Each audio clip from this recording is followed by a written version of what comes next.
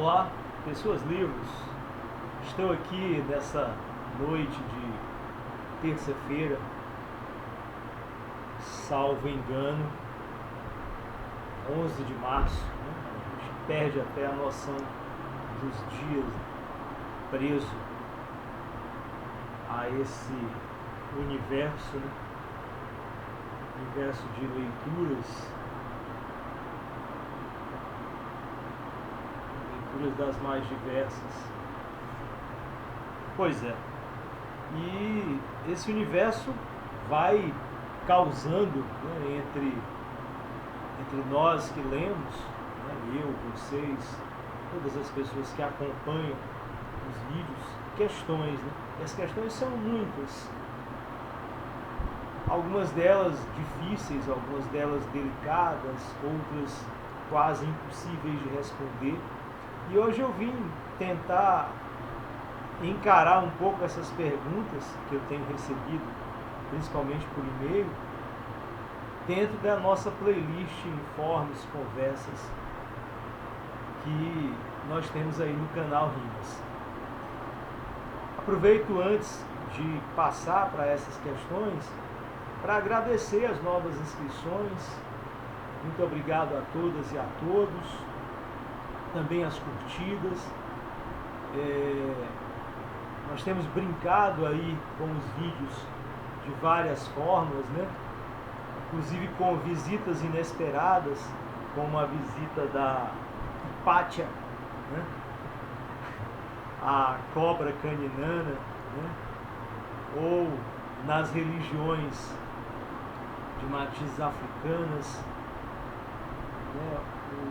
ou o Exu Caninana, ou a Maria Caninana, nos visitou durante o acampamento que eu fui fazer no carnaval, e vocês viram, como a visita dela foi muito boa.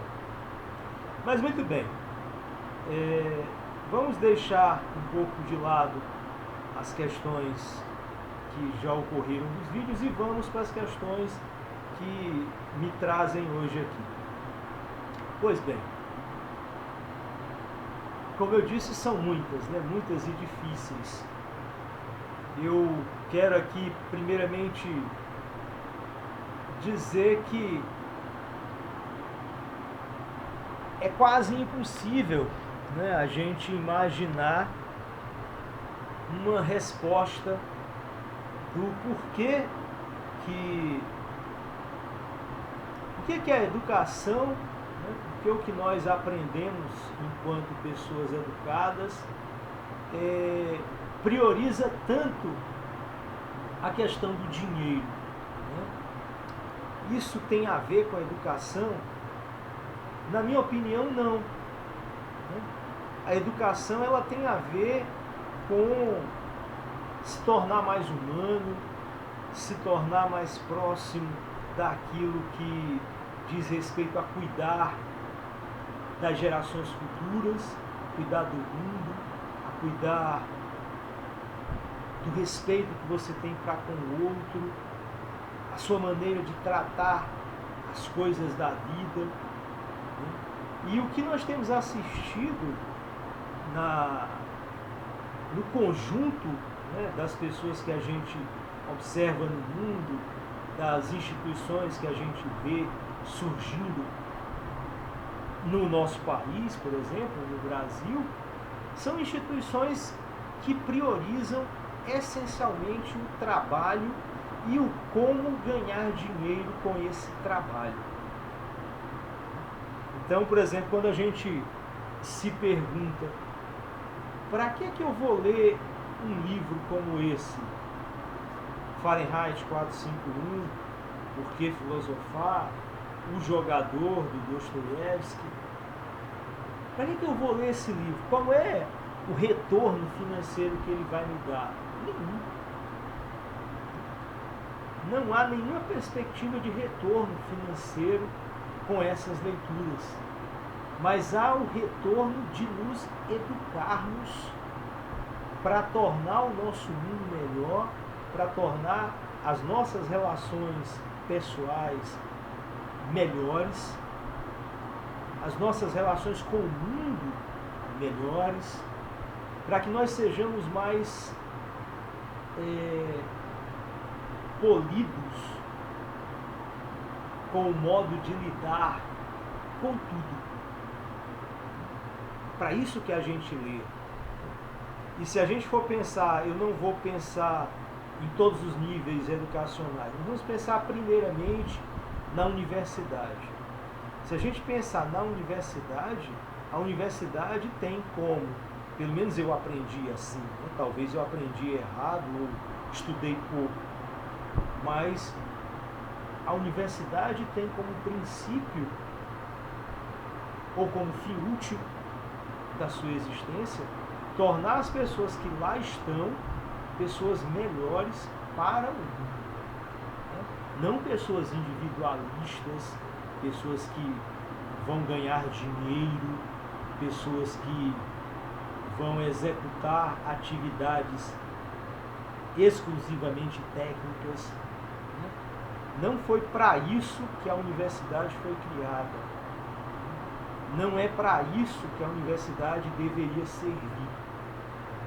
Infelizmente, eu lamento, né, embora esse lamento não seja um lamento compartilhado por todas as pessoas que frequentaram, que frequentam e que frequentarão as universidades, que a universidade tenha, na sua grande maioria, né, não quero correr o risco de dizer que todas as universidades, né, mas uma grande maioria das universidades brasileiras, e arrisco dizer em alguns lugares do mundo, né, se tornaram universidades que servem para fazer com que as pessoas aprendam a como ganhar dinheiro na vida, né? E esse tipo de atividade que a universidade tem priorizado não torna a universidade uma universidade, né? Torna a universidade um lugar de técnica, né? Um lugar onde se aprende a fazer coisas. Infelizmente, quando somos alunos que chegamos na universidade, nós não temos condições de saber que a universidade não serve para isso. Quem deveria nos colocar a par disso são os professores que lá estão. Só que também é um lamento meu, né, pessoal meu, é que grande parte dos professores que lá estão também não aprenderam que a universidade deveria servir ao mundo de uma maneira humana, de uma maneira democrática, de uma maneira generosa, de uma maneira cuidadosa, de uma maneira respeitosa, de uma maneira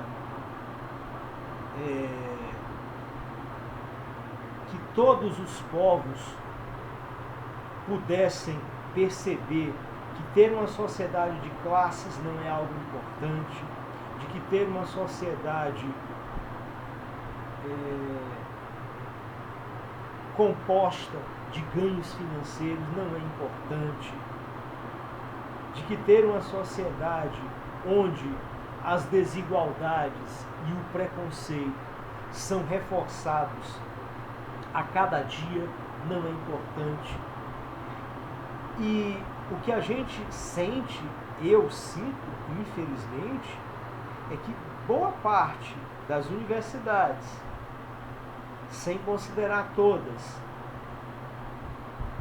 esqueceram que a universidade tem esses compromissos, né? E não o compromisso em tornar pessoas capazes de juntar dinheiro, praticar técnicas para construir coisas.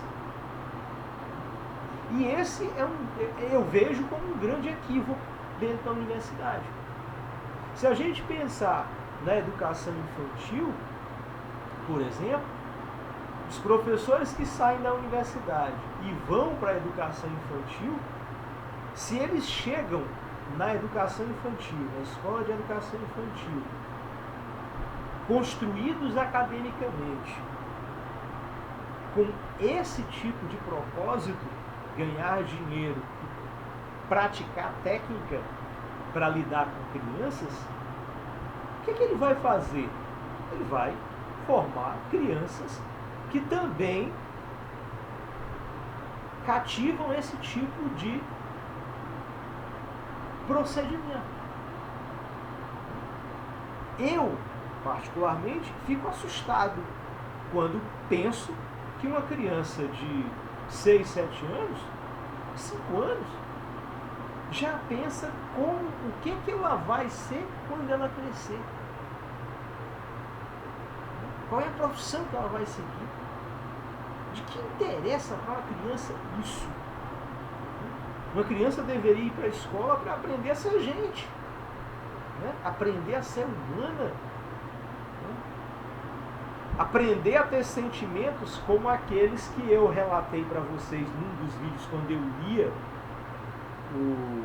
acho que o Este Mundo Perfeito, do Ira Levin, né? Que eu dei o exemplo dos babuínos, né? Aprender como os babuínos a dar a sua vida pelos mais jovens, né? Para tornar a vida das gerações futuras sustentável, possível, rica, agradável, feliz, sem fome, sem preconceito, com liberdade, justa, sem violência. Então, se nós não praticamos esse tipo de ensinamento com as crianças da educação infantil, nós estamos produzindo uma série de sujeitos adultos que priorizam a violência, a desigualdade, a individualidade. Então, o que nos causa susto no mundo hoje? É esse mundo totalmente injusto, totalmente violento, totalmente agressivo, repressor. Não só no Brasil, mas como no resto do mundo, a gente tem assistido paulatinamente situações que reforçam, denotam, mostram que o mundo se tornou isso, né? Essa violência, essa agressão e essas desigualdades e preconceitos de todos os tipos, de todos os níveis.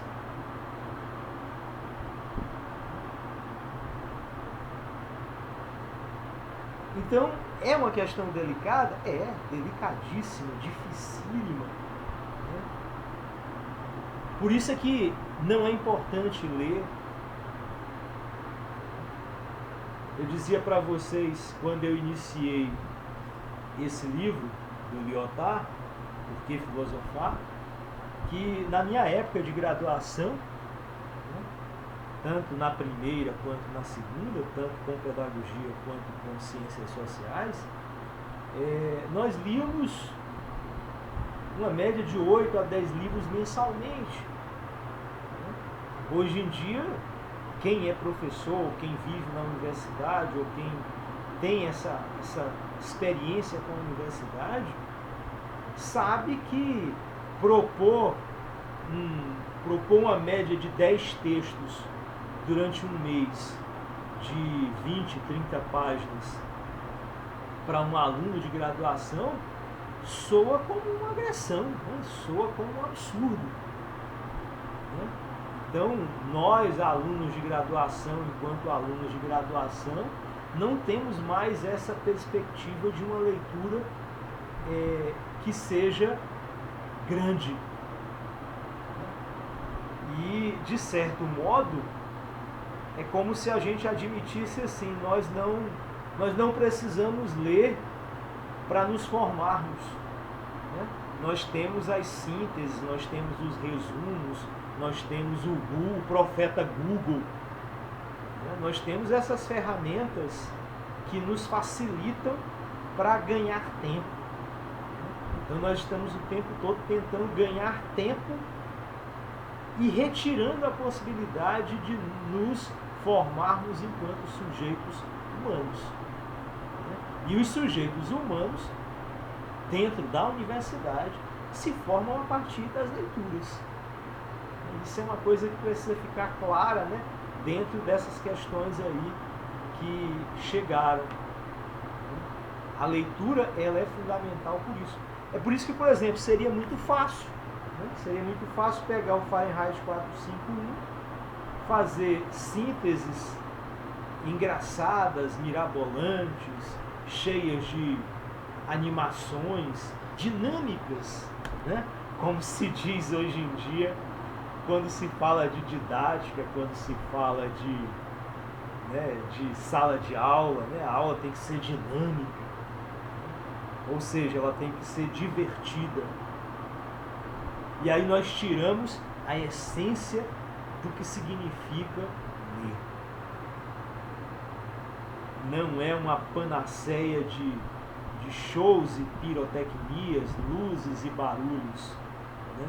Mas esse passar páginas, esse contemplar frase a frase, como por exemplo a gente viu recentemente o Montag, né, na nossa leitura da segunda parte, né, em que ele fica ali mais de 10 vezes lendo uma única frase de 4 linhas para entender o que é a amizade, né? Que a amizade é como uma vasilha que nós enchemos gota a gota, e uma gota final é que vai transbordar a garrafa, e nesse transbordamento da garrafa nós ficamos felizes porque a enchemos. É a mesma coisa que acontece com o sentimento do amor da amizade, né? Há várias gotas que são colocadas na vasilha da amizade, e há uma gota que vai preencher aquela amizade como um todo. Então o Montag ficou ali nos ensinando como ter amizade. Eu fiz isso em short para vocês há alguns dias atrás. Muito bem. A questão da violência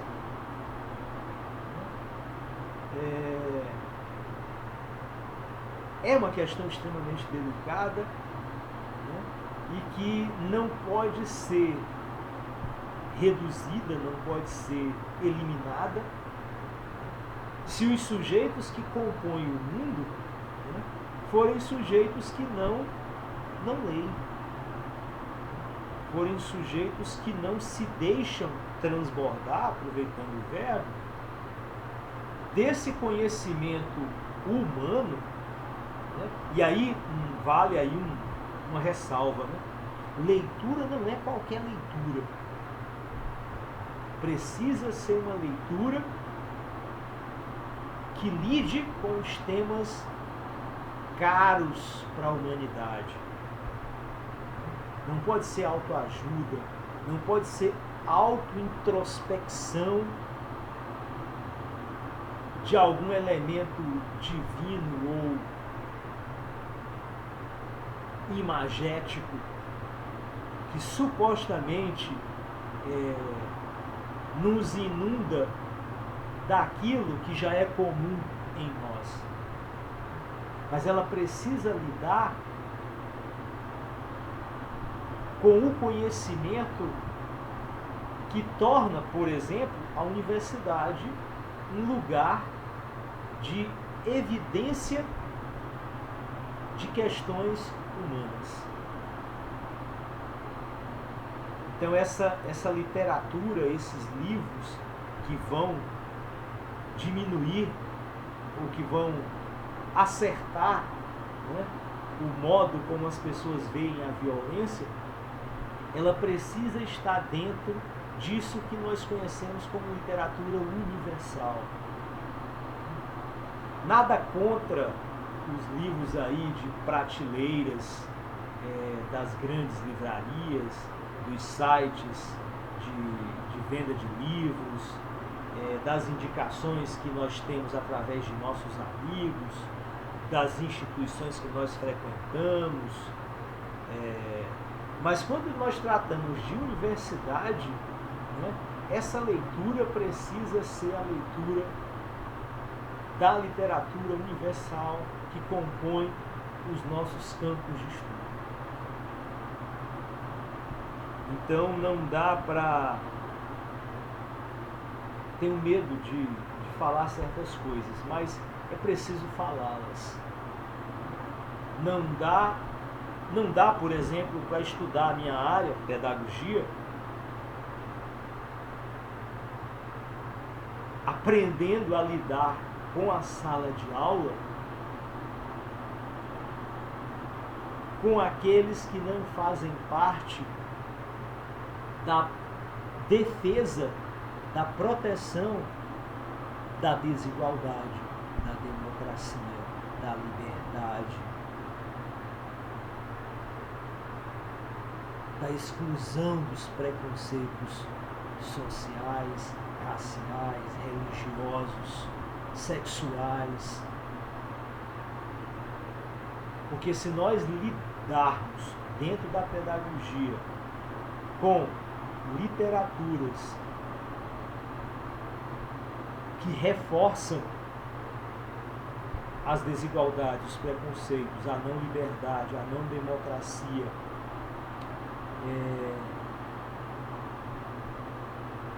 o ignorar as marcas sociais das vidas que fazem parte do lugar que nós moramos, nós não nos tornaremos isso que é fundamental de um ser humano, tornar-se humano, tornar-se gente, aprender a lidar com o outro de uma forma respeitosa. Não um respeito ilusório, não um respeito enganador, mas um respeito realmente verdadeiro. Eu não ajudo uma pessoa idosa a atravessar uma faixa porque eu tenho pena dessa pessoa idosa. Eu ajudo essa pessoa idosa a atravessar uma faixa porque eu sei que ela já não tem os reflexos que tinha quando ela era mais jovem e sei dos perigos que o mundo traz quando eu sei que tem pessoas que ainda não entenderam que o nosso papel no mundo é evitar o massacre do outro. Eu respeito um homem negro, uma mulher negra, não porque eu sei que ele passou por circunstâncias terríveis na sua vida comum, mas porque eu sei que há uma história de retirada de tudo que era humano da vida das pessoas que foram escravizadas no nosso país. Porque eu sei que por mais de 500 anos, o homem negro e a mulher negra foram massacrados nos porões das fazendas, foram massacrados na senzala, foram retirados do seu lar, da sua família. Então há uma questão histórica por trás disso. Não é porque eu sou bonzinho, não é porque eu sou piedoso, mas é porque eu sou capaz de entender e ter consciência que o que a história fez com essas pessoas foi um massacre brutal e que eu não posso acatar a continuidade desse tipo de massacre. Então, em ambos os casos, sejam os idosos, sejam os homens e as mulheres negras, eu preciso absorver o entendimento necessário para que eu não admita a continuidade desse tipo de procedimento, desse tipo de comportamento, desse tipo de aceitação, né? Aceitação da violência. Isso é violência. E quem vai nos fazer isso são os grandes clássicos da literatura universal que primam pelo humano e que estão nessas categorias que eu disse a vocês. Não dão asas às sociedades de classe, não priorizam o enriquecimento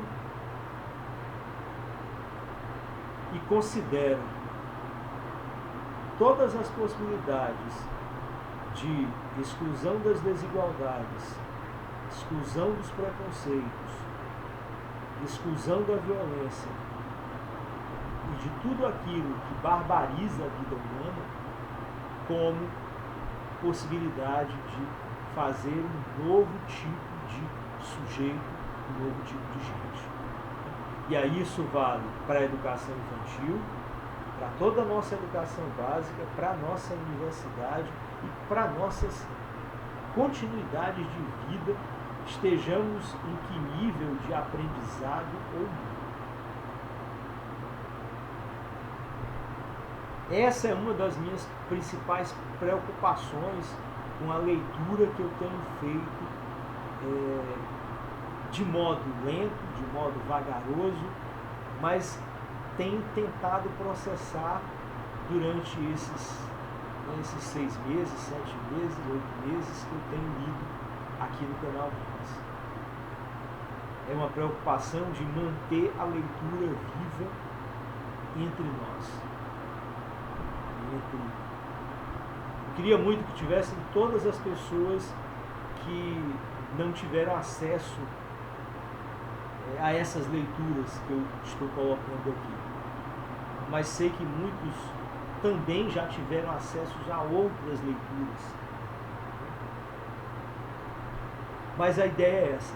A ideia é manter a leitura viva entre nós, para que a gente possa assegurar e lutar em coletividade pela possibilidade de nos humanizarmos, de nos tornarmos pessoas que aceitam a coletividade, que desprezam o excesso de ganhos, de enriquecimento, que não admitem o mundo da técnica, né?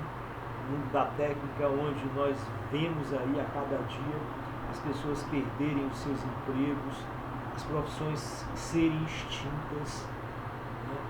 E tudo isso camuflado dentro de uma rede de informação que fica tentando nos assegurar que as pessoas terão como sobreviver, e o que realmente nós vemos são cada vez mais bolsões de pessoas famintas, bolsões de pessoas doentes, justamente por tanta exclusão, por tanta usurpação das suas posições sociais, inclusive, né, nós professores. Bom, são muitas questões, são questões delicadas, difíceis, muitas até que merecem uma atenção muito maior, né, como a questão da desigualdade racial, como a questão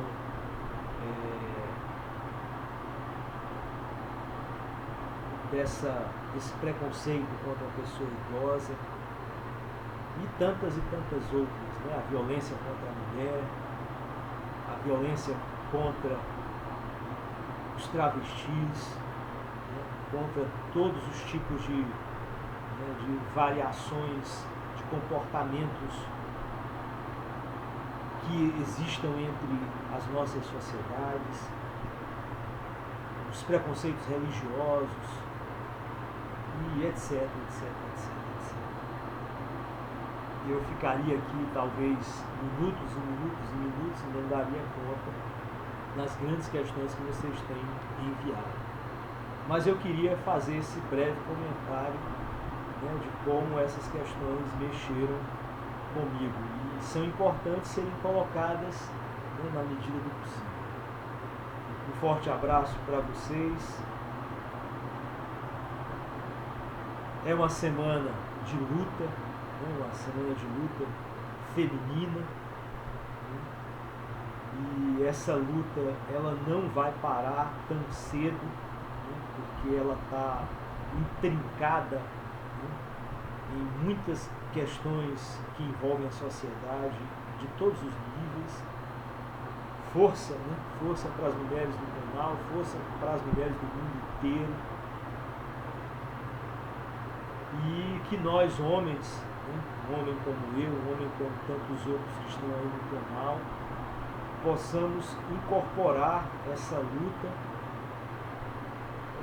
talvez até como mulheres, né? Talvez até nos colocando, tentando nos colocar, o que seria impossível, mas tentando, né? Porque só se pondo no lugar do outro é que nós seremos capazes de ver a grandiosidade do problema feminino, né? Do problema racial e tantos outros problemas. Né? Sejamos sempre possibilidades de contracenar no papel do outro. Né? Só se colocando no lugar do outro nós somos capazes de enxergar o problema. Não somos capazes de ter o lugar do outro. Isso seria impossível. Mas seremos mais capazes de pensar com o outro como proteger ou como lutar junto com ele sobre a questão que o aflige. É isso, pessoal. Já falei demais. Nos vemos em breve, na próxima leitura. Tchau.